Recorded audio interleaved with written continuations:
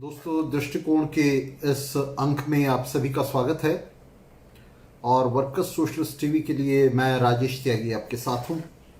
आज दृष्टिकोण में हम लोग चर्चा करने वाले हैं सार्वजनिक क्षेत्र के निजीकरण पर, सार्वजनिक क्षेत्र का निजीकरण और ट्रेड यूनियनों की विफलता। किस तरह से ट्रेड यूनियन इस निजीकरण को रोकने में विफल रही हैं और किन कारणों से वे विफल रही हैं, तो इस पर हम चर्चा करेंगे। तो भाजपा के नेतृत्व वाली सरकार ने, नरेंद्र मोदी के नेतृत्व वाली सरकार ने मनमोहन सिंह के दौर से शुरू हुए इस निजीकरण या सार्वजनिक क्षेत्र के जो यूनिट हैं उनके विनिवेश की इस मुहिम को एक नई ऊंचाई पर पहुंचाया है। एक नई ऊंचाई पर यह सरकार उसे ले गई है और इस प्रक्रिया को इस सरकार ने बहुत तेज कर दिया है। एनडीए की सरकार ने अपने 3 कार्यकालों में इस प्रक्रिया को 1999 से 2004 और उसके बाद 2009 से 2014 और 2014 से आगे 2019 और उसके बाद 2019 से 2024 के इस काल में बहुत तेज कर दिया। 2009 से और 14 का जो कांग्रेस का ज़माना था जिसमें कांग्रेस शासन कर रही थी, उसमें भी विनिवेश की ये प्रक्रिया लगातार जारी रही है, लगातार चलती रही है। तो ये जो विनिवेश की प्रक्रिया है, निजीकरण की प्रक्रिया है, सबसे पहली बात तो जो हम यहाँ ये समझ लें कि ये कोई नरेंद्र मोदी के नेतृत्व में ये पहली बार शुरू नहीं हुआ है, बल्कि इसकी जो शुरुआत है, इस प्रक्रिया की जो शुरुआत है पीएसयूज के प्राइवेटाइजेशन की, सार्वजनिक क्षेत्र के निजीकरण की, ये कांग्रेस के ज़माने में शुरू हो गई थी।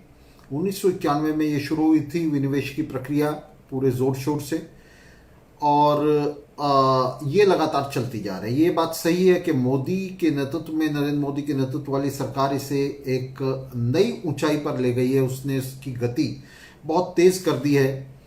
नए से नए पीएसयू इसमें जोड़े जा रहे हैं विनिवेश की प्रक्रिया में, और इस सब के चलते जो पीएसयूज के अंदर डिसइन्वेस्टमेंट है, सार्वजनिक क्षेत्र के अंदर जो विनिवेश है, वो बहुत ही व्यापक और बहुत ही तेज हो गया है। इससे एक बात बहुत स्पष्ट हो गई। सबसे पहली बात यह कि पूंजीवादी सरकारों के नेतृत्व में, उन सरकारों के नेतृत्व में जो पूंजीपतियों के नेतृत्व में संगठित हैं, वे सरकारें किसी भी तरह से सार्वजनिक क्षेत्र के उपक्रमों को नहीं चला सकती, सार्वजनिक क्षेत्र को नहीं चला सकती। सार्वजनिक क्षेत्र को चलाने के लिए, सार्वजनिक क्षेत्र को बनाए रखने के लिए, उसके विकास के लिए निश्चित रूप से सर्वहारा की सत्ता जरूरी है। सर्वहारा की सत्ता के बिना सार्वजनिक क्षेत्र के उपक्रम नहीं चल सकते। ये दोनों एक दूसरे के साथ मजबूती से बंधे हुए हैं। तो अगर सबसे पहले हम आंकड़ों पर नजर डालें, आंकड़ों पर अगर हम नजर डालते हैं तो 1991 से ये जो विनिवेश की या निजीकरण की प्रक्रिया शुरू हुई है, इसमें अगर हम देखें तो 1991-92 में जो सरकारी खर्च था वो 1,13,422 करोड़ के करीब था। 1,13,422 करोड़ का सरकारी खर्च था, जो बढ़ते बढ़ते 2017 और 18 में ये जो कुल सरकारी खर्चे 21,46,735 करोड़ पहुंच गए। और इसको पूरा करने के लिए, इस खर्च को पूरा करने के लिए, इसके लिए संसाधन जुटाने के लिए सरकार ने ये फैसले लिए कि पब्लिक सेक्टर की जो यूनिट हैं, सार्वजनिक क्षेत्र के जो उपक्रम हैं, उन्हें बेचकर ये खर्चे जो हैं सरकार के, इनके लिए धन जो है वो मुहैया कराया जाए, वो जुटाया जाए। 1999 से 2014 के बीच सबसे ज्यादा इस तरह का सार्वजनिक विनिवेश, डिसइन्वेस्टमेंट हुआ, जिस दौरान में एनडीए की सरकार रही। हालांकि हमने आपको बताया कि 1991 से यह विनिवेश की प्रक्रिया मनमोहन सिंह के सरकार के समय से शुरू हो गई थी, और उस समय सरकार ने एक नीतिगत फैसला लिया कि ये जो धन है, ये जो पैसा है जो इसके लिए चाहिए, खर्चों के लिए चाहिए, इसको सार्वजनिक क्षेत्र के उपक्रमों की बिक्री करके और उससे जुटाया जाए, और बजट घाटे की जो पूर्ति है वो इन उपक्रमों की बिक्री के जरिए की जाए। लेकिन जो प्रक्रिया तेज हुई है, ये जो विनिवेश और ये घाटे को पूरा करने के लिए सार्वजनिक क्षेत्र के उपक्रमों को बेचने का जो मामला तेज हुआ, ये 1999 से हुआ और 2004 तक ये बहुत तेज रहा। ये एनडीए की सरकार थी, आपको याद है, वाजपेयी के नेतृत्व वाली एनडीए सरकार थी, जिसके दौरान में ये विनिवेश बहुत तेज हो गया।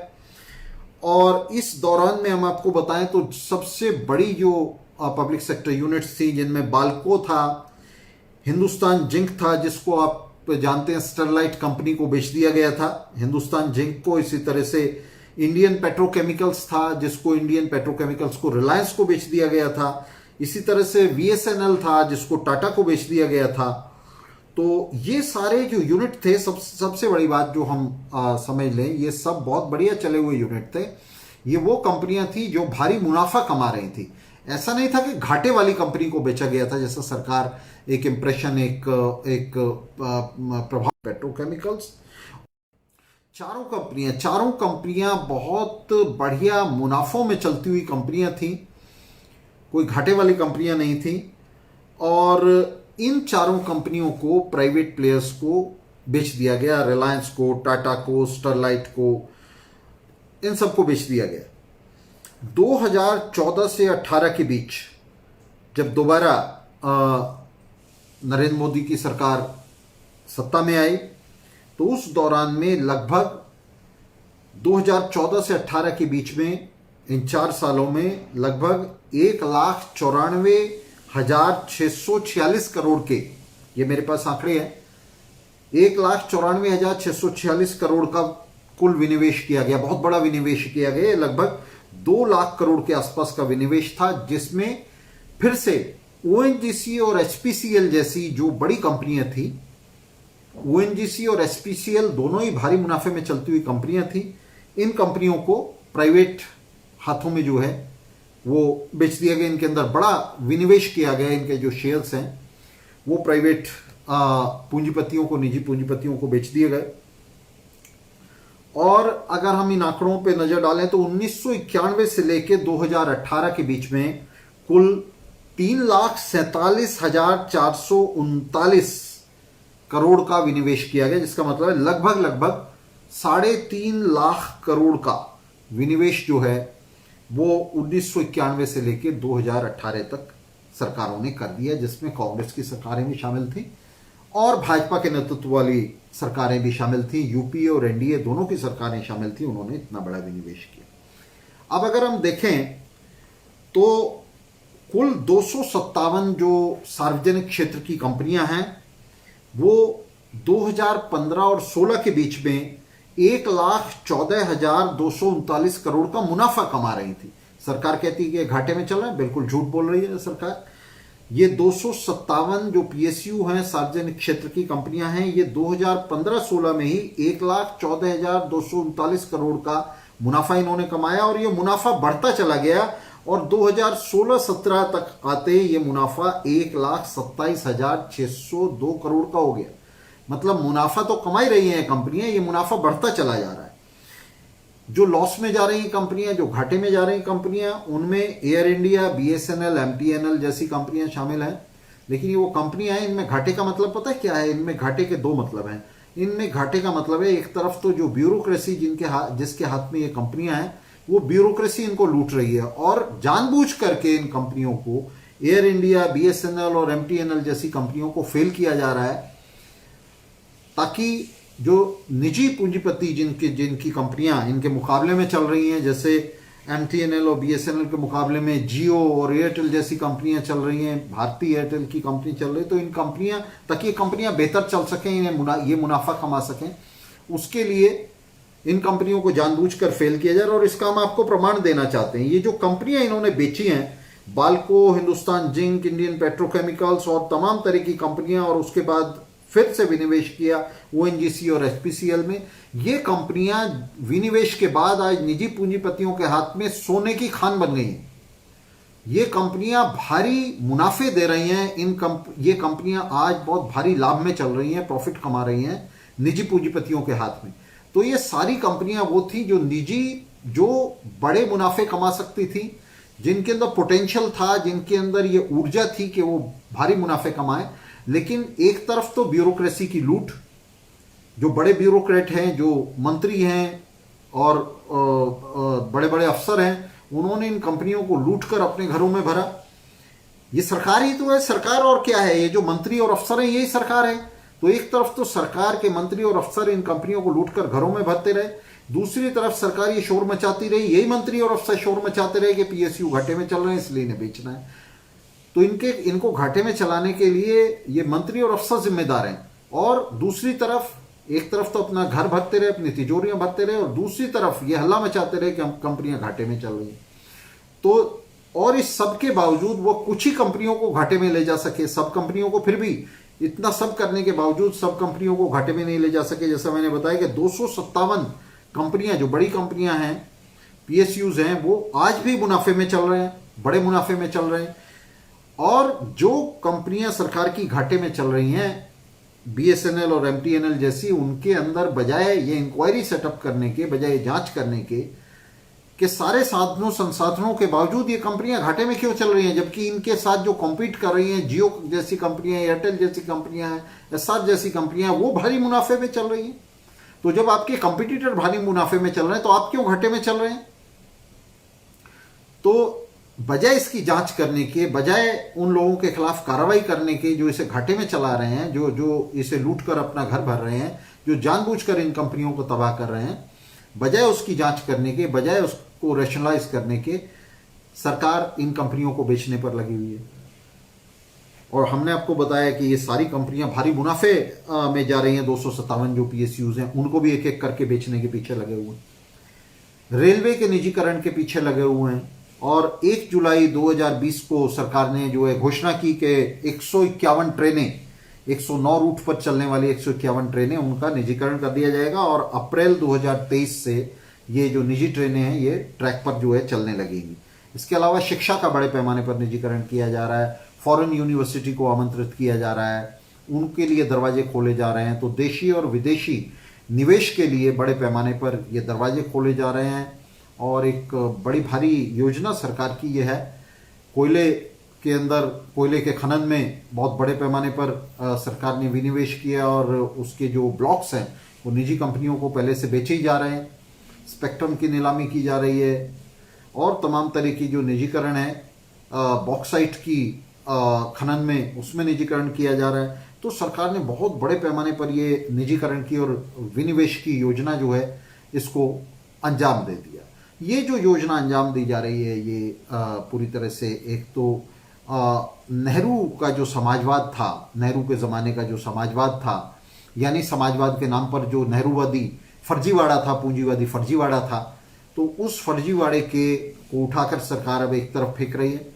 उसका फेल्योर हो रहा है, उसका पतन हो रहा है, और उसको पूरी तरह से एक तरफ करते हुए, उस फर्जीवाड़े को एक तरफ करते हुए, अब पूंजीपतियों की ये जो सरकार है, पूंजीपतियों के नेतृत्व वाली जो सरकार है, अडानी अंबानी के नेतृत्व वाली सरकार है, जैसे नरेंद्र मोदी और अमित शाह चला रहे हैं, उससे पहले मनमोहन सिंह और पीवी नरसिम्हा राव जैसे लोग चला रहे थे कांग्रेस के बैनर तले। तो ये जो सरकारें हैं पूंजीपति वर्ग के नेतृत्व में चलने वाली, ये अब इन उद्यमों को अपने हाथ में ले रही है। जो अर्थव्यवस्था जिसको सरकार समाजवाद बताकर चला रही थी, सार्वजनिक उपक्रम बताकर चला रही थी, अब उसको ये निजी पूंजीपति जो हैं अपने हाथ में ले रहे हैं। ये जो सार्वजनिक उपक्रम है, आपको बता दें, इससे पहले भी जिसमें बड़े पैमाने पर अगर हम कहें कि जिन उद्यमों का, जिन क्षेत्रों का राष्ट्रीयकरण किया गया था, उसमें बैंक थे, उसमें खदानें थीं, उसमें इस तरह के बड़े उपक्रम थे। तो ये कभी भी, ये भी उपक्रम जो हैं, ये कभी भी आम जनता के हित में नहीं चल रहे थे। ये कोई आम जनता को सुविधाएं देने के लिए, आम जनता के लिए ये उपक्रम नहीं चलाए जा रहे थे, बल्कि उपक्रम चलाए जा रहे थे जो निजी पूंजीपति हैं, जो निजी उद्यम है, उसके लिए एक तरह से इनको बी टीम बना दिया गया था। उसको सपोर्ट करने के लिए, उसको सहारा देने के लिए ये उद्योग चलाए जा रहे थे। मसलन हम रेलवे को लें तो 1947 में जो रेलवे जो है वो उसको ये फैसला किया गया कि उसको सार्वजनिक क्षेत्र का उपक्रम बनाकर चलाया जाएगा। बाद में बैंकों का राष्ट्रीयकरण किया गया, कोयला खदानों का राष्ट्रीयकरण किया गया।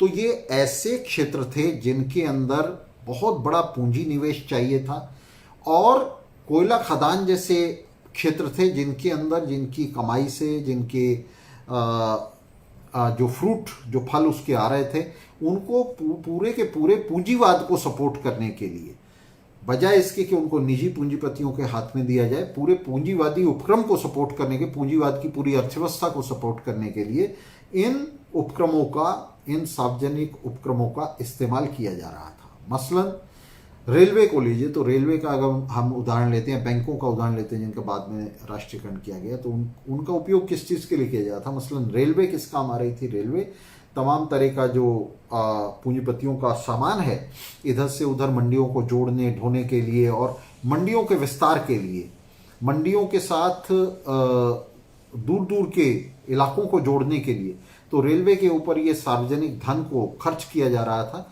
और उसके चलते जो माल ढुलाई खासतौर से है, उसके लिए बड़े पूंजीपतियों के लिए वो काम कर रही थी। बड़े पूंजीपतियों का माल इधर से उधर लाने ले जाने के लिए बहुत सस्ती दरों पर रेलवे जो है उसने काम किया, दशकों काम किया।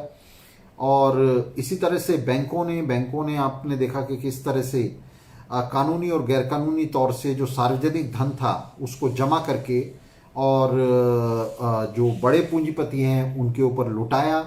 माल्या और नीरव मोदी जैसे लोग जो बैंकों का सैकड़ों करोड़, हजारों करोड़ रुपए लेकर यहाँ से भाग गए, तो निजी पूंजीपतियों को कानूनी और गैरकानूनी तरीके से ये सार्वजनिक धन उपलब्ध कराने के लिए बैंकों का इस्तेमाल किया गया, ट्रेनों का इस्तेमाल किया गया, तमाम तरह के जो सार्वजनिक उद्यम थे उनका इस्तेमाल किया गया। तो एक तो हम इस भ्रम से बाहर आ जाएं कि जो सार्वजनिक उद्यम था ये किसी तरह से कोई जनता का उद्यम था या ऐसा उद्यम था जिससे जनता को कोई बड़ा फायदा हो रहा था। नहीं, ये सारा जो सार्वजनिक क्षेत्र का भी उद्यम था, ये पूरी तरह से निजी क्षेत्र के उद्यम के लिए एक तरह से बी टीम बना हुआ था, उसका सहयोगी बना हुआ था, और उसको जो है बड़े पैमाने पर लाभ पहुंचा रहा था। और आज इसकी जो डिसमेंटलिंग हो रही है, इसको ख़त्म किया जा रहा है। ये नई परिस्थितियां पैदा हो रही हैं जिनके अंदर सरकार अब इस काबिल ही नहीं है। पूरा जो सरकार का जो अपना सिस्टम है जिसमें वो पैसे को इकट्ठा कर रही है, जिसमें तमाम तरह के जो है इन सार्वजनिक क्षेत्र के जो उपक्रम हैं इनको सपोर्ट करने के लिए और इनको चलाने के लिए आज सरकार जो है उसके पास अपने पास ऐसे साधन संसाधन नहीं है जिससे वो एयर इंडिया, BSNL और MTNL जैसे जो उपक्रम हैं इनको किसी तरह से घाटे में भी चला सके। और दूसरी तरफ ये जो निजी क्षेत्र के अंदर जो बड़ा घाटा बढ़ता चला जा रहा है, अडानी और अंबानी जो हैं उनकी एक तरफ तो उनकी बड़ी कंपनियां घाटे में जा रही हैं, और ख़ास तौर से इस आर्थिक संकट के बीच में जिसे कोरोना ने और बहुत तेज कर दिया है, 2008 से ये आर्थिक संकट जारी है, चल रहा है। इस बीच में निजी क्षेत्र का जो दम निकल रहा है, निजी क्षेत्र जो घाटे में जा रहा है, उसकी उल्टी गिनती शुरू हो रही है। तो उसको सपोर्ट करने के लिए, उसको एक तरह से नई ऑक्सीजन देने के लिए, ये जो मुनाफे में चलती हुई कंपनियां हैं या ऐसी कंपनियां हैं जो घाटे में चल रही हैं सरकार के हाथ में, लेकिन उनके अंदर पोटेंशियल है, बड़ा पोटेंशियल है मुनाफे में चलने का, जैसे रेलवे एक ऐसा क्षेत्र है जो निश्चित रूप से हमेशा से सरकार के हाथ में जो है वो घाटा दिखाता रहा है। लेकिन सब जानते हैं, टाटा ने एक बार कहा था, रतन टाटा ने, कि अगर आप मुझे दे दें ये रेलवे तो मैं सोने की पटरियां बिछा दूंगा। तो भारत के पूंजीपति इस बात को जानते हैं कि अगर रेलवे उनके हाथ में आ जाए तो वे इसके अंदर हर तरह से इसके आय को बढ़ाकर, इसका जो बोझ है सारा लोगों पर डालकर, इसकी यात्रा के लिए खर्च को बढ़ाकर, इसमें माल ढुलाई के खर्च को बढ़ाकर और तमाम तरह के खर्चों को बढ़ाकर वे रेलवे को वास्तव में इस तरह से इस्तेमाल कर सकते हैं कि वे रेलवे से सोने की पटरियां बिछा सकते हैं, सोने की पटरियां पैदा कर सकते हैं। तो ये बहुत एक ऐसा क्षेत्र है रेलवे जिसके अंदर बहुत बड़ा मुनाफा जो है वो कमाया जा सकता है। और इसके अलावा मैं आपको बता दूं कि एयर इंडिया, BSNL, MTNL, ये तमाम क्षेत्र ऐसे हैं, संचार और यातायात, ये दोनों क्षेत्र ऐसे हैं जिनके अंदर निजी पूंजीपति सुपर प्रॉफिट कमा सकते हैं, अति लाभ कमा सकते हैं, जो बाजार में अब आर्थिक संकट के दौर में मुनाफों का एक आम स्तर है, उससे बहुत ऊपर जाकर जो है मुनाफे कमाए जा सकते हैं। तो ऐसे तमाम क्षेत्रों को, विशेष रूप से यातायात और संचार के क्षेत्रों को, शिक्षा के क्षेत्र को, इन सबको ज़्यादा से ज़्यादा प्राइवेटाइज करने के लिए, इसका निजीकरण करने के लिए कोशिश की जा रही है। सरकार ने बहुत स्पष्ट कर दिया कि जो रणनीतिक महत्व के क्षेत्र हैं उनके अंदर 4 कंपनियां ज़्यादा से ज़्यादा छोड़ी जाएंगी सार्वजनिक क्षेत्र की, और जो गैर रणनीतिक महत्व के पीएसयूज हैं, सार्वजनिक क्षेत्र के उपक्रम हैं, उनका पूरी तरह से उनके अंदर खात्मा कर दिया जाएगा सरकारी कंपनीज का। जो गैर रणनीतिक महत्व के पीएसयूज हैं सार्वजनिक क्षेत्र में, वहां से बिल्कुल पूरी तरह डिसइन्वेस्टमेंट कर दिया जाएगा, वहां से सरकार अपना हाथ खींच लेगी। तो सरकार अभी सिर्फ रणनीतिक क्षेत्र के पीएसयूज में 4 कंपनियों तक अपने को सीमित कर रही है, और वहां भी धीरे धीरे आप देखेंगे कि उसके अंदर भी सरकार पूरी तरह से पिछड़ जाएगी, और ये पूरा जो सार्वजनिक क्षेत्र है इसकी डिसमेंटलिंग कर दी जाएगी। तो ये नया लिबरल नव उदारवादी रिजीम है, नया रिजीम है, जिसमें सरकार का काम सिर्फ पुलिसिंग का रह जाएगा, और जितनी भी तरह का सार्वजनिक क्षेत्र है उसको डिसमेंटल कर दिया जाएगा। जितनी भी तरह की जो सार्वजनिक समाज के लिए लाभकारी जितना भी क्षेत्र है, जितनी भी तरह की सरकार की नीतियां हैं, उन सब से, मनरेगा जैसी नीतियां, उन सब से हाथ खींच लिया जाएगा। सरकार की स्पेंडिंग जो है सार्वजनिक उद्देश्यों के लिए, सार्वजनिक उद्यमों में ही नहीं, तमाम सार्वजनिक उद्देश्यों के लिए वो पूरी तरह से शून्य हो जाएगी, खत्म हो जाएगी आने वाले समय में। सरकार का काम सिर्फ जनता को डंडे से काबू करने का रह जाएगा, सिर्फ पुलिसिंग का रह जाएगा। कानून व्यवस्था को सरकार देखेगी, मतलब मेहनतकश जनता के हाथ बांधने का काम सरकार करेगी, और उनकी लूट करने का काम निजी पूंजीपतियों के हाथ में पूरी तरह से सौंप दिया जाएगा, सब कुछ। तो ये हमने अभी जैसा कहा कि एक तो ये साबित हो रहा है कि पूंजीवादी सरकारें किसी भी तरह से सार्वजनिक उद्यम को नहीं चला सकती, वो उसे निश्चित रूप से एक तो उनकी अक्षमता, दूसरी उनकी जो इच्छा है वो भी नहीं है उसके लिए, तो वो पूरी तरह से सार्वजनिक क्षेत्र को जो डिसमेंटल करेंगी। सार्वजनिक क्षेत्र को अगर चलाना है लोगों के भले के लिए, लोगों की भलाई के लिए, अगर उद्यमों को चलाना है, स्कीम्स को चलाना है, नीतियों को चलाना है, तो उसके लिए मजदूर वर्ग की सरकार का होना जो है जरूरी है। मजदूरों, मेहनतकशों की सरकार का, एक मजदूर किसान सरकार का सत्ता में होना जरूरी है। पूंजीपतियों के नेतृत्व वाली सरकारें इसको नहीं चला सकती, बहुत महत्वपूर्ण निष्कर्ष है।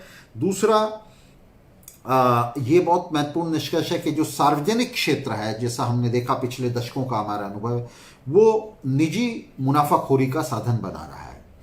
उसमें से ब्यूरोक्रेट्स, मंत्री, संतरी वो अपनी तिजोरियां भरते रहे हैं, और इनके जरिए, इन सार्वजनिक उपक्रमों के जरिए वे निजी क्षेत्र को, निजी पूंजीपतियों को तरह तरह से, बहुत तरह से, हजारों रास्तों से उन्हें फायदा पहुंचाते रहे हैं।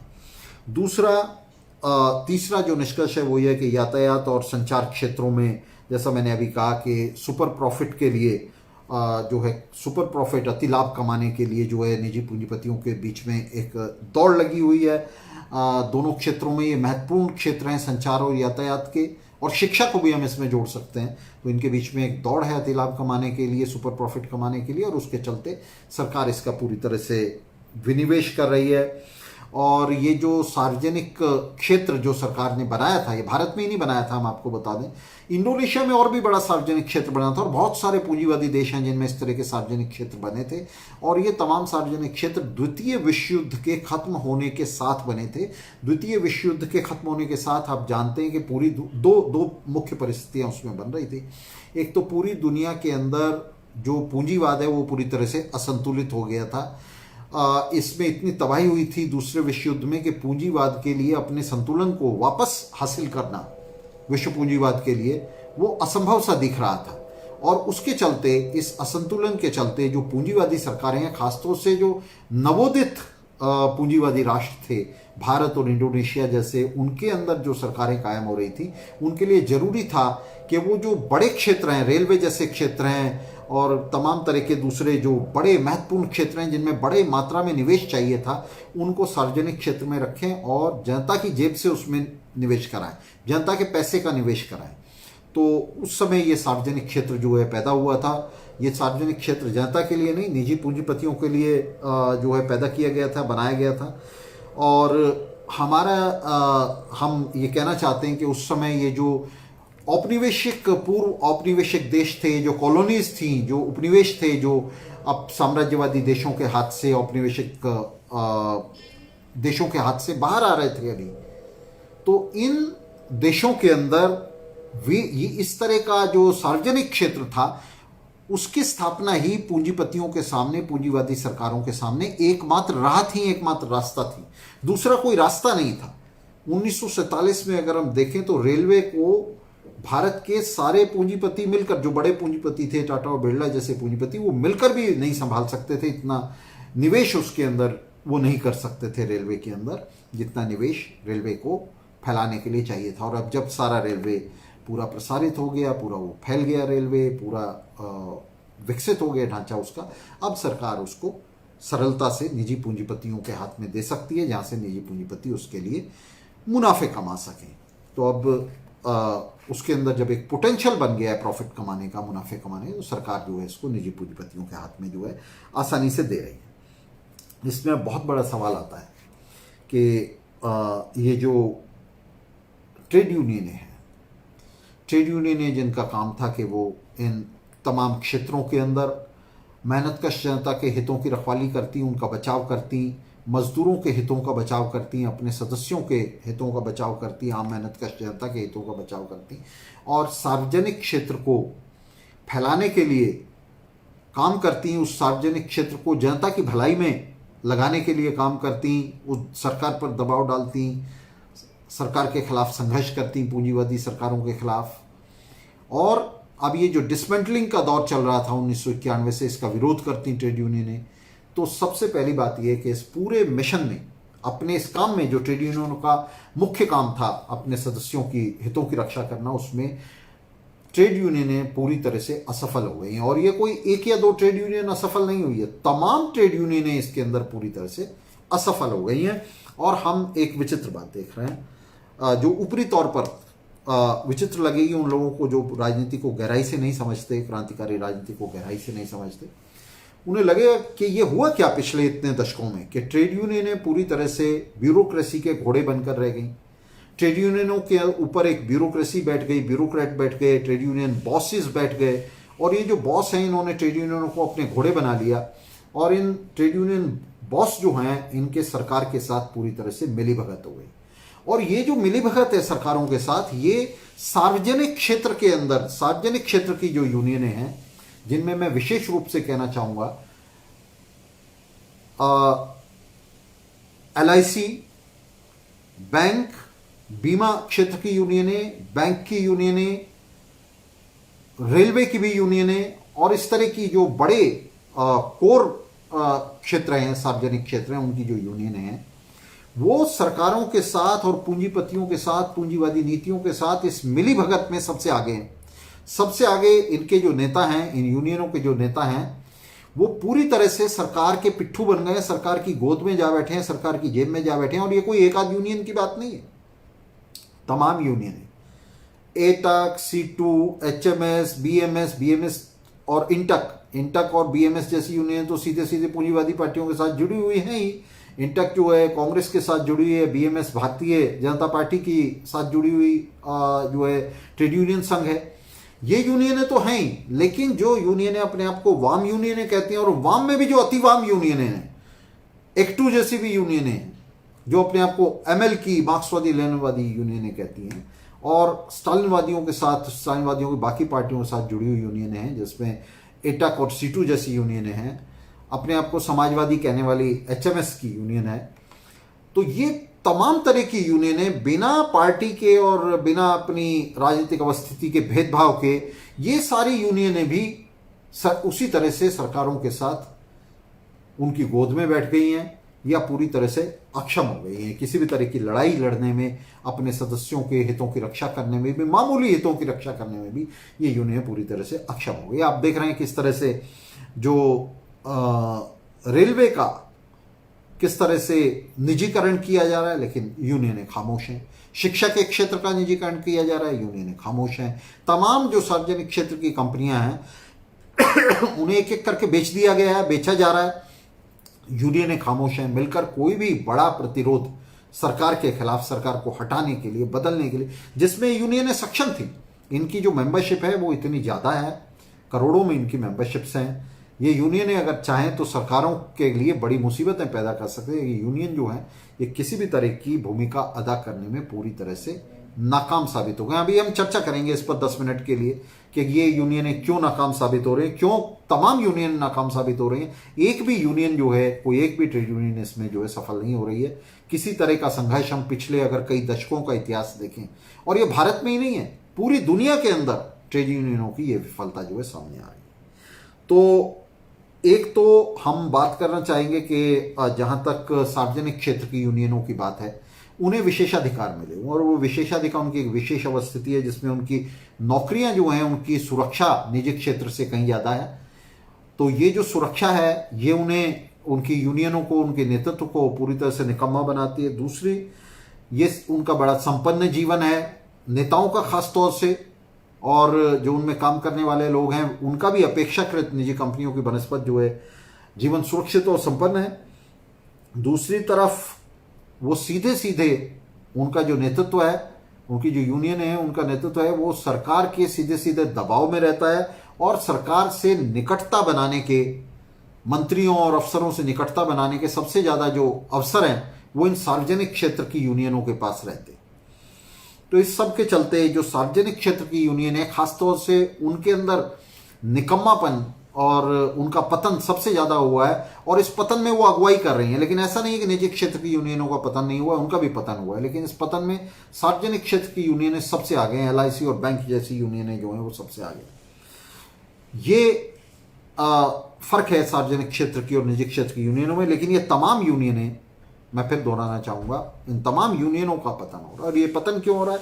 ये पतन इसलिए हो रहा है कि जो राष्ट्र राज्य की अर्थव्यवस्था के ऊपर पकड़ है, राज्य की, इन सरकारों की जो पकड़ है अर्थव्यवस्था के ऊपर, वो ढीली होती जा रही है। ढीली दो तरह से होती जा रही है। एक तो जो दुनिया की मंडी है, दुनिया की मंडी की अवस्थिति, उसकी स्थिति ऐसी बन गई है कि उसके अंदर ये जो राष्ट्र राज्य हैं अपने आप में इनका ही महत्व खत्म होता जा रहा है। एक रेगुलेटर के तौर पे, इकोनॉमी के, अर्थव्यवस्था के रेगुलेटर के तौर पर इन राष्ट्र राज्यों का महत्व पूरी तरह से खत्म होता जा रहा है।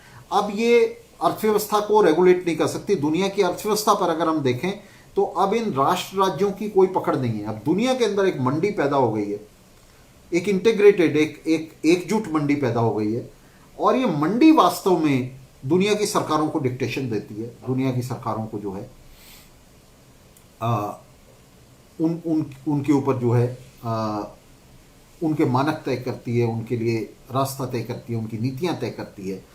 कोई भी राष्ट्र राज्य जो है, कोई भी सरकार, चाहे वो भारत की सरकार हो या अमेरिका की सरकार हो, आज मंडी की इन जरूरतों को, विश्व मंडी की इन जरूरतों को अनदेखा नहीं कर सकती, बल्कि अपनी नीतियों का जो निर्धारण करती हैं सरकारें, आज दुनिया की इस मंडी की जरूरतों के हिसाब से करती हैं। और ये जो बड़ी दुनिया भर में जो बड़े एग्रीमेंट्स हैं, जो संधियां हैं, जिनमें गेट जैसे एग्रीमेंट हैं, ये जो एग्रीमेंट हैं ये दुनिया की मंडी की इन जरूरतों को लागू करने के लिए, उनको अंजाम देने के लिए ये पैदा हुए हैं। तो जो डिक्टेशन है वो दुनिया की मंडियां दे रही हैं, और राष्ट्र राज्य जो हैं सिर्फ उनको लागू कर रहे हैं। और अगर कोई भी राष्ट्र राज्य इससे अलग हटने की कोशिश करता है, दुनिया की इन मंडियों की इस डिक्टेशन को लेने से मना करता है, जो वर्ल्ड बैंक और IMF जैसे संस्थाओं के जरिए आ रही है, अगर इनको लेने से मना करता है तो उसकी इकोनॉमी को एक रात के अंदर, ये जो वर्ल्ड इकोनॉमी है, ये जो दुनिया की मंडियां हैं, एक रात के अंदर उसको जो है तबाह कर सकती हैं। तो तमाम दुनिया की जो सरकारें हैं वो इन मंडियों से आदेश लेती हैं। आदेश लेने का मतलब है कि इनकी जो ज़रूरतें हैं, मंडियों की जो ज़रूरतें हैं, उसके हिसाब से अपने कानूनों को बनाती हैं, अपनी नीतियां निर्धारित करती हैं, और अंतर्राष्ट्रीय स्तर पर जो ये नीति निर्धारक हैं, IMF और वर्ल्ड बैंक जैसे, उनसे सीधी डिक्टेशन लेती है। गेट एग्रीमेंट के हिसाब से इन तमाम सरकारों को एक समयबद्ध सीमा में, जो बहुत सारी सीमाएं हैं उसकी, अलग अलग इंडस्ट्रीज में, अलग अलग क्षेत्रों में अलग अलग वो समय सीमा तय की गई है, और पूरी उनकी एक श्रृंखला है। तो उनके हिसाब से इन तमाम सरकारों को समयबद्ध तरीके से विनिवेश करना है, और अपने दरवाजों को अंतर्राष्ट्रीय पूंजी के लिए उसकी आबाद आवाजाही के लिए पूरी तरह से खोल देना है। कोई भी राष्ट्रीय सरकार इसका विरोध नहीं कर सकती, इससे अलग नहीं बैठी रह सकती। तो इस सब के चलते ये जो राष्ट्र राज्यों की पकड़ है ये खत्म हो रही है। और अब से पहले, इससे पहले दौर में, इस नव उदारवाद से पहले दौर में राष्ट्र राज्यों की जो पकड़ हुआ करती थी और वो एक रेगुलेटर का काम किया करते थे, अपने फैसले खुद लिया करते थे, अपनी अर्थव्यवस्था को, राष्ट्रीय अर्थव्यवस्थाएं हुआ करती थी और उनको कैसे चलाना है उसको तय किया करते थे, सौदेबाजी किया करते थे दुनिया के स्तर पर, वो सब खत्म हो रहा है। सौदेबाजी की ये जो ताकत है राष्ट्रीय सरकारों की, ये खत्म हो रही है और पूरी तरह से जो अंतर्राष्ट्रीय मंडियां हैं वो हावी होती जा रही हैं, हावी हो चुकी हैं पूरी तरह से। और पूरी जो दुनिया है वो एक मंडी में, एकजुट मंडी में जो है तब्दील हो गई है। और अब ये मंडी जो है ये तय करती है। तो ये राष्ट्र राज्य जो है, इसके अवसान के साथ, इसके पतन के साथ आर्थिक क्षेत्र में, अर्थव्यवस्था के क्षेत्र में ट्रेड यूनियनों का भी पतन हो रहा है। ट्रेड यूनियनों का पतन इसलिए हो रहा है क्योंकि ट्रेड यूनियनें इस राष्ट्र राज्य के साथ ही तो जुड़ी हुई थी। वे जो कुछ हासिल करती थी इस राष्ट्र राज्य पर दबाव के जरिए हासिल करती थी। जो भी छोटी बड़ी रियायतें वे ले पाती थी वे राष्ट्र राज्य पर दबाव डालकर उन रियायतों को हासिल करती थी। आज जब राष्ट्र राज्य के हाथ में ही कुछ नहीं बच रहा है, राष्ट्र राज्य बाध्य हो रहे हैं कि वे अंतर्राष्ट्रीय मंडी की नीतियों का, उसकी मांगों का पालन करें, तो वो ट्रेड यूनियन को कुछ नहीं दे सकते और ट्रेड यूनियन उनसे कुछ नहीं ले सकती। आज कोई भी राष्ट्र राज्य अगर इसका, जैसा मैंने कहा कि इससे अलग हटने की कोशिश करता है इन मांगों से, अगर इन्हें डिफाई करने की, इन्हें ना मानने की, इन्हें अस्वीकार करने की गलती करता है, भूल करता है, तो उसकी तबाही का दौर जो है वो शुरू हो जाता है। और इस सब के चलते ये जो है मामला इस तरह से बन गया कि अगर आज कोई भी राज्य, मान लीजिए, मैं उदाहरण के लिए आपको कहना चाहता हूं, कोई भी राज्य आज ये तय कर दे अपने यहाँ कि भी हमारे यहाँ कोई भी मान लीजिए निवेशक है, तो निवेश की, मान लीजिए निवेश में मुनाफे की एक वो सीमा तय कर दे। वो ये तय कर दे कि भाई किसी भी निवेश पर जो है 8% से ज़्यादा मुनाफा नहीं मिलेगा, 10% से जो ज़्यादा मुनाफा नहीं मिलेगा, 15% से ज़्यादा मुनाफा नहीं मिलेगा। तो आप जानते क्या होगा, जो पूंजी है, अंतर्राष्ट्रीय पूंजी है, जो बड़े निवेशक हैं, जिसमें बड़े म्यूचुअल फंड हैं, जो सबसे बड़े निवेश हैं, आप जानते हैं कि वो आज म्यूचुअल फंड्स के निवेश हैं, जो अंतर्राष्ट्रीय म्यूचुअल फंड्स हैं उनके निवेश हैं, जो शेयर मार्केट के बड़े निवेश हैं, अंतर्राष्ट्रीय शेयर मार्केट से निवेश हैं, वो एक रात के अंदर सारी पूंजी यहाँ से भाग जाएगी। सारी पूंजी जो है विड्रॉ हो जाएगी और वो सारी शेयर मार्केट गिर जाएगा, यहाँ तबाह हो जाएगा एक रात के अंदर। और ये सारी पूंजी जो है यहाँ से भागकर, और हम देखेंगे कि चीन, इंडोनेशिया और फिलीपींस पहुंच जाएगी एक रात के अंदर। तो पूंजी जो है, अंतर्राष्ट्रीय पूंजी जो है, उसे इतनी मोबिलिटी हासिल हो गई है। ये जो जिस दौर में हम रह रहे हैं, ये फाइनेंस कैपिटलिज्म से भी आज आगे जाकर के जो है प्रोडक्टिव कैपिटलिज्म का दौर शुरू हो चुका है। हम उस दौर में रह रहे हैं, बहुत ही उन्नत दौर में रह रहे हैं हम, पूंजीवाद के क्या, साम्राज्यवाद के भी बहुत उन्नत दौर में रह रहे हैं। तो उस दौर में पूंजी को इतनी मोबिलिटी हासिल हो चुकी है, इतनी गति उसको मिल गई है कि पूंजी जो है वो एक क्षण के अंदर, एक मिनट के अंदर जो है सारी की सारी पूंजी यहाँ से इवेपोरेट हो सकती है, उड़ सकती है, और उड़कर वो दूसरी जगह पर जाकर के जा सकती है। तो जो अंतर्राष्ट्रीय स्टॉक मार्केट पैदा हो गए हैं, उनके चलते पूरी तरह संभव हो गया कि जो बड़े निवेशक हैं वो एक मिनट के अंदर अपने शेयर बेचें यहाँ से और जाकर के दूसरे शेयर जो हैं उन कंपनियों के शेयर खरीद लें जो चीन आधारित हैं, जो फिलीपींस आधारित हैं, जो ऑस्ट्रेलिया आधारित हैं, और जो दूसरे तमाम क्षेत्रों में जो है कंपनी आधारित हैं। तो इस सब के चलते ये जो ट्रेड यूनियन हैं, इनकी जो ताकत थी कि वो कुछ दबाव डालकर कुछ रियायतें ले लें, आज वो ताकत खत्म हो रही है। आज ये जो राष्ट्र सरकारें हैं, राष्ट्रीय सरकारें हैं, राष्ट्र राज्य हैं, ये किसी भी तरह की रियायतें देने की स्थिति में ही नहीं रह गए हैं। मंडी ने इनको पूरी तरह से, अंतर्राष्ट्रीय मंडी ने इनका गला घोट दिया है। ये बात ये अपनी जनता को नहीं बता सकते, अपनी जनता को नहीं बता रहे हैं। अगर जनता को ये पता चल जाए कि ये जो पूंजीवादी सरकारें हैं ये आपको कुछ भी नहीं दे सकती, इनके हाथ में कुछ भी नहीं रह गया है, ये सिर्फ डंडा चला सकती हैं, ये सिर्फ आपसे टैक्स के नाम पर आपकी लूट करके, अपने खजाने भर के, और उनसे जो है फौज और पुलिस को रख सकती हैं, अदालतों और कानून को रख सकती हैं, और इस सब को जो है एक डंडा बनाकर बस आपको पीट सकती हैं, आपको जेलों में डाल सकती हैं, आपके प्रतिरोध को चकनाचूर कर सकती है, आपको पूंजीपतियों की लूट के खिलाफ लड़ने से रोक सकती हैं। बस यही इनका काम रह गया है। अगर जनता को, मेहनतकश जनता को ये पता चल जाए तो मेहनतकश जनता एक दिन के अंदर इन सरकारों को उठाकर फेंक देगी। मेहनतकश जनता इन सरकारों को क्यों रखेगी? सिर्फ आप डंडे खाने के लिए, सिर्फ इनके इनके जो दमन के जुए के नीचे रहने के लिए इन सरकारों को रखेगी? तो पूंजीवादी सरकारें अपनी जनता को, ये कोई भी सरकार अपनी जनता को ये बात नहीं बता रही, और उसको जो झूठ और फरेब है उसको जारी रखने के लिए छोटे मोटे टुकड़े लोगों के सामने फेंकते रहते हैं। नरेगा जैसी और ऐसी दूसरी योजनाओं को अभी ये चलाकर रखे हुए हैं, जिस किसी तरह से उन्हें कायम रखे हुए हैं, और वो इतनी मुश्किल हुए जा रही है इनके लिए उनको चलाना, कि उनको चलाए रखने के लिए इनको अब ये जो सार्वजनिक क्षेत्र के उपक्रम है इनको बेचना पड़ रहा है। जो कुछ इनकी जेब में है, जो कुछ अभी पब्लिक एक्सचेकर के पास है, उस सब को धीरे धीरे ये बेच रही हैं। तो वो दौर भी आ रहा है जब ये सब कुछ बिकता जा रहा है, बिक चुका है, अब इनके पास कुछ भी नहीं बचेगा और ये सरकारें पूरी तरह नंगी हो जाएंगी। तब ये सीधी, और उसी के लिए सरकारें फासिस्ट तानाशाहियों को सामने ला रही हैं। जैसे भारत में नरेंद्र मोदी को सामने ले आए हैं, तो उस नए दौर के लिए जिसमें कुछ भी नहीं बचेगा इनके पास, इनके पास सिर्फ एक ही रास्ता होगा कि जनता को डंडे के दम पर, लाठी गोली के दम पर, हिंसा के दम पर और खून खराबे के दम पर मेहनतकश जनता को अपने काबू में रखें। तो उस दौर के लिए फांसीवाद को सामने ला रही हैं। और इस दौर में ये जो ट्रेड यूनियनें निकम्मी होती जा रही हैं, ट्रेड यूनियनों का रोल खत्म होता जा रहा है, उनकी भूमिका पूरी तरह से खत्म होती जा रही है। लेनिन और ट्रॉट्स्की के समय से भी, मार्क्स के समय का तो हम छोड़ ही दें, लेनिन और ट्रॉट्स्की के समय में भी जो लेनिन या ट्रॉट्स्की सोच रहे थे कि इन ट्रेड यूनियनों का एक स्कूल के तौर पर इस्तेमाल किया जा सकता है, वो दौर भी धीरे धीरे जो है वो खत्म होता जा रहा है।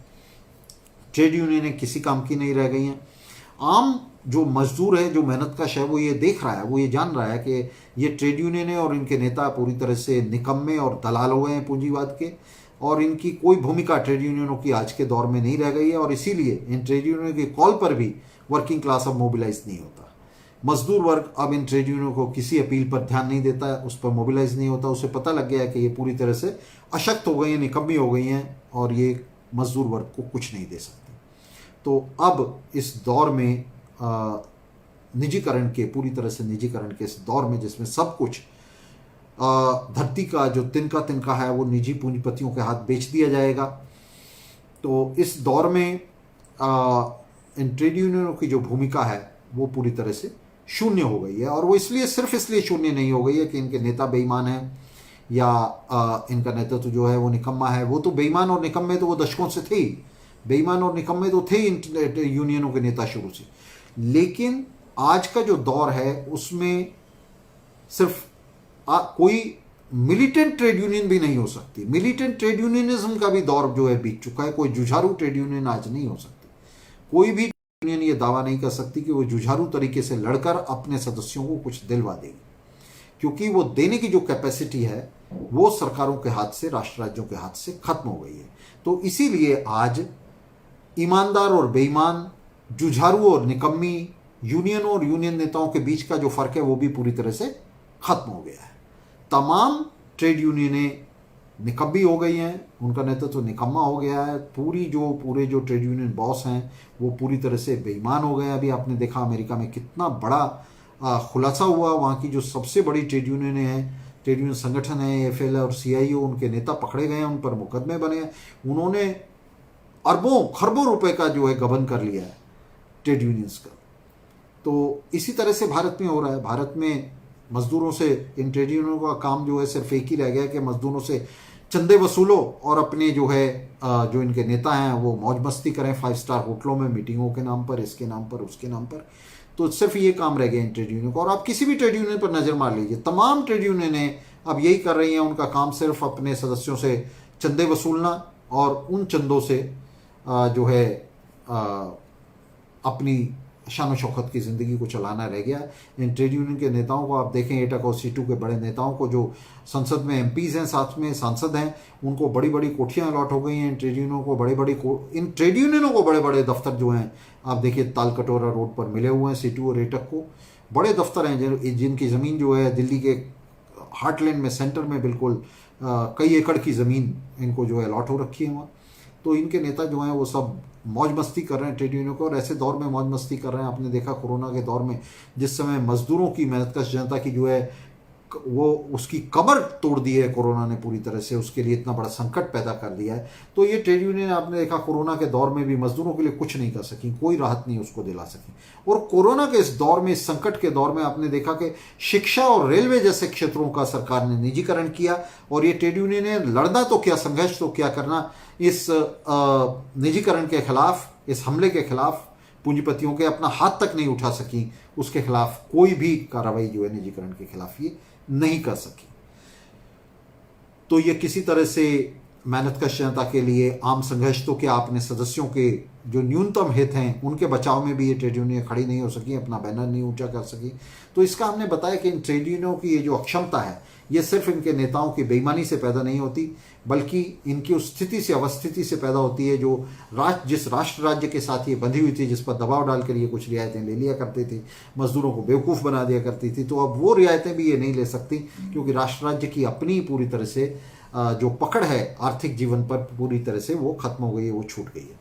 तो हमारे इस दौर में, अति उन्नत साम्राज्यवाद के दौर में जिसमें हम रह रहे हैं, जिसमें राष्ट्र राज्य का पूरी तरह से अवसान हो गया है आर्थिक क्षेत्र में, राष्ट्र राज्य रेगुलेटर के तौर पर जो है उसकी भूमिका खत्म हो गई है, उसके साथ ही उसके साथ बंधी हुई, उसकी गोद में बैठी हुई इन ट्रेड यूनियनों की भूमिका भी पूरी तरह से खत्म हो गई है। और मजदूर वर्ग को अब अपने नए तेवर लेकर, नए औजारों के साथ सामने आना है।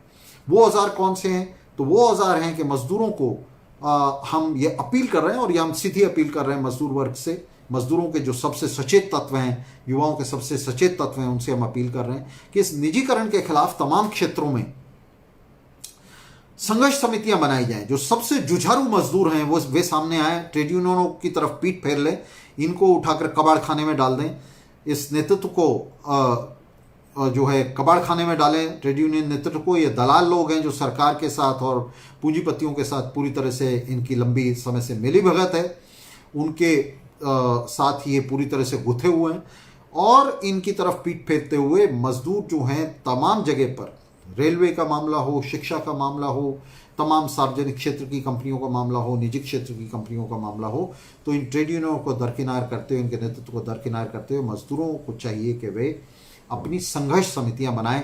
सबसे मिलिटेंट, सबसे युवा जो और सबसे जुझारू जो मजदूर हैं वे सामने आकर ऐसी संघर्ष समितियां कायम करें। बेहतर हो उन संघर्ष समितियों का मजदूरों की सभाओं में चुनाव हो, लेकिन ये चुनाव ना भी हो सके तो सबसे जुझारू मजदूर जो हैं वो सामने आकर 3, 5, 7, 11, 21 की इस तरह की संघर्ष समितियां बनानी शुरू करें, और ये संघर्ष समितियां सीधे संघर्ष शुरू करें। भारत के स्तर पर, राष्ट्रीय स्तर पर इन संघर्ष समितियों के समन्वय के लिए वर्कर्स सोशलिस्ट पार्टी मौजूद है। हम इनका समन्वय करने में, इन संघर्ष समितियों का समन्वय करने में आपकी पूरी मदद करेंगे। आप अपने तौर पर भी इनका समन्वय करें, और आप पूरी तरह से इनका समन्वय कर सकते हैं। जैसे मान लीजिए रेलवे के क्षेत्र में इस तरह की मिलिटेंट कमिटीज जो हैं, अभी रेलवे का संघर्ष शुरू होने जा रहा है, 14 से 18 तारीख तक जो है उनका संघर्ष चलेगा, उनके प्रदर्शन चलेंगे। और तमाम इन प्रदर्शनों के दौरान में हम आपसे कहना चाहते हैं कि ये प्रदर्शन तो इन यूनियनों को मजबूरी में करने पड़ रहे हैं, अब इनके ऊपर बहुत ज़बरदस्त दबाव आ रहा है, तो इनके भरोसे ना रहते हुए सबसे जो मिलिटेंट मजदूर हैं, सबसे युवा मजदूर हैं, वे किसी भी पार्टी, किसी भी यूनियन के साथ जुड़े हुए हैं या नहीं जुड़े हुए हैं, इससे कोई मतलब नहीं है। वे सीधे से सामने आए और अपनी संघर्ष समितियां कायम करें, स्वतंत्र संघर्ष समितियां कायम करें, ऐसी संघर्ष समितियां कायम करें जो भविष्य के, वर्तमान के और भविष्य के इन संघर्षों को अपने हाथ में ले लें। वे प्रण लें, वे प्रतिज्ञा लें कि इस संघर्ष को कोई चलाए या ना चलाए, हम चलाएंगे। और ये जो हड़ताल शुरू हो रही हैं, इन हड़तालों को अनिश्चितकालीन हड़ताल में बदल दें। ये जो यूनियनें हैं, ये दिखावे के लिए, मजदूर वर्ग का जो है उसको, उसके आंख में धूल झोंकने के लिए छोटी छोटी हड़तालें करती हैं, सांकेतिक हड़तालें करती हैं, ऐसी हड़तालें करती हैं जिनसे सरकार और पूंजीपतियों पर कोई दबाव ना आए, उनकी सत्ता को कोई आंच ना आए। तो इन हड़तालों का फायदा उठाते हुए, इनका लाभ उठाते हुए इन्हें, इन हड़तालों को अनिश्चितकालीन हड़ताल में बदल दें। और ये जो छोटे छोटे बिखरे हुए संघर्ष हैं मजदूर वर्ग के, कि रेलवे के मजदूर अलग संघर्ष कर रहे हैं, बीएसएनएल के मजदूर अलग संघर्ष कर रहे हैं। तो ये ना हो करके इन तमाम संघर्षों को एकजुट करते हुए इसे मजदूर वर्ग के आम संघर्ष में बदल दें, मोदी सरकार के खिलाफ एक इसे संघर्ष में बदल दें, पूंजीवाद के खिलाफ इसे संघर्ष में बदल दें। तो इस संघर्ष को संघटित होने में समय नहीं लगेगा अगर हम इन मजदूर समितियों का, स्वतंत्र मजदूर समितियों का संगठन करने में कामयाब हो जाते हैं। तो हमारी अपील है और हम ये रास्ता बता रहे हैं कि ये जो बड़े बदलाव हुए हैं, पूंजीवाद के ढांचे में बदलाव हुए हैं, जिसके चलते पूरी तरह से जो ट्रेड यूनियन है वो निकम्मी हो गई हैं, खत्म हो गई हैं, उनकी भूमिका खत्म हो गई है।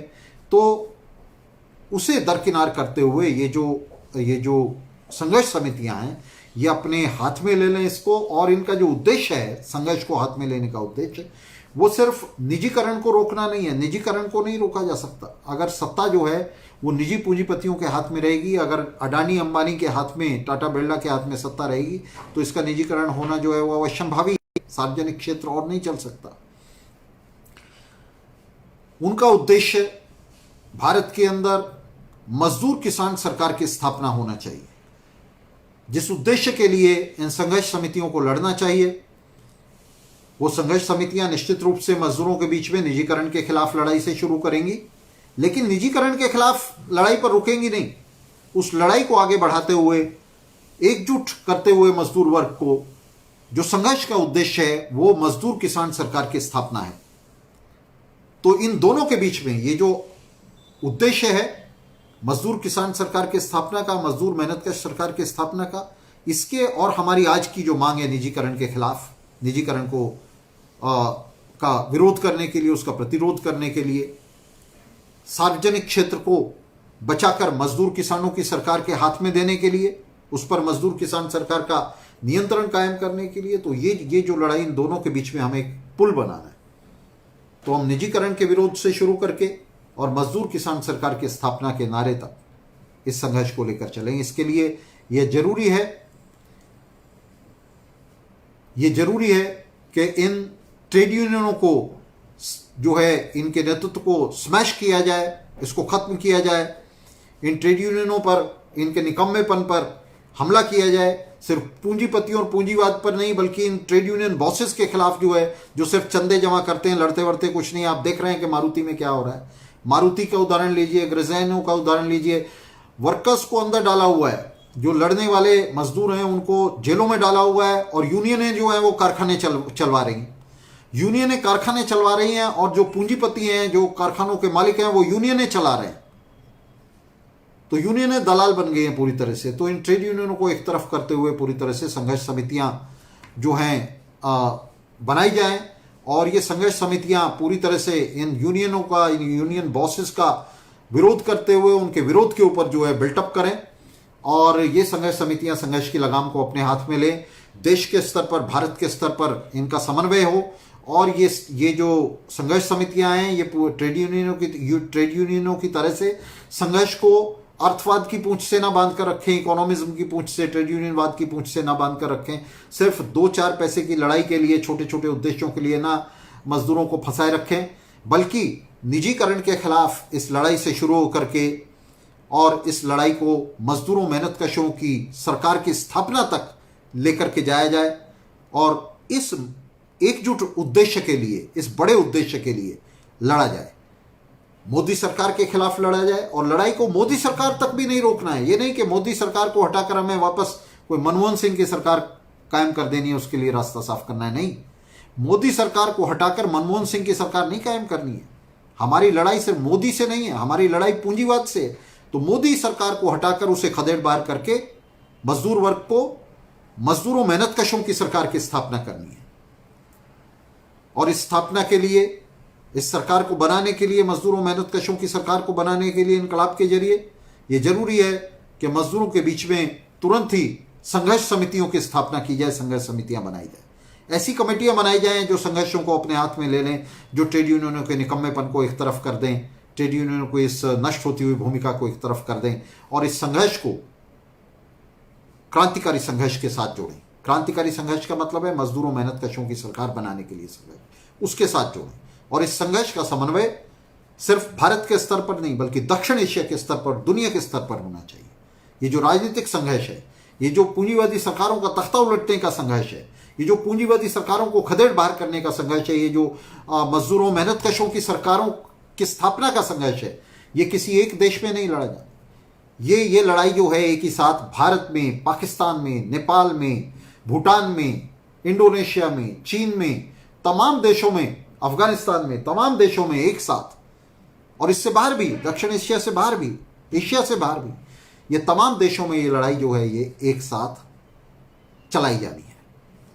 तो इस लड़ाई के लिए मजदूर वर्ग को सचेत करते हुए, युवाओं को सचेत करते हुए, उनके जो सचेतन तत्व हैं, उनके जो राजनीतिक तत्व हैं, उन्हें सचेत करते हुए हम ये आह्वान कर रहे हैं कि ये जो ट्रेड यूनियन किस्म का संघर्ष है, ये जो बीमारू ट्रेड यूनियन हैं, इनको एक तरफ करते हुए, इनके निकम्मे नेतृत्व को एक तरफ कबाड़ खाने में डालते हुए, जो सबसे जुझारू मजदूर और युवा हैं वो सामने आए, इस तरह की ट्रेड यूनियनों को कायम करें, भारत के अंदर भी और भारत से बाहर भी, जहां तक हमारी आवाज पहुंच रही है।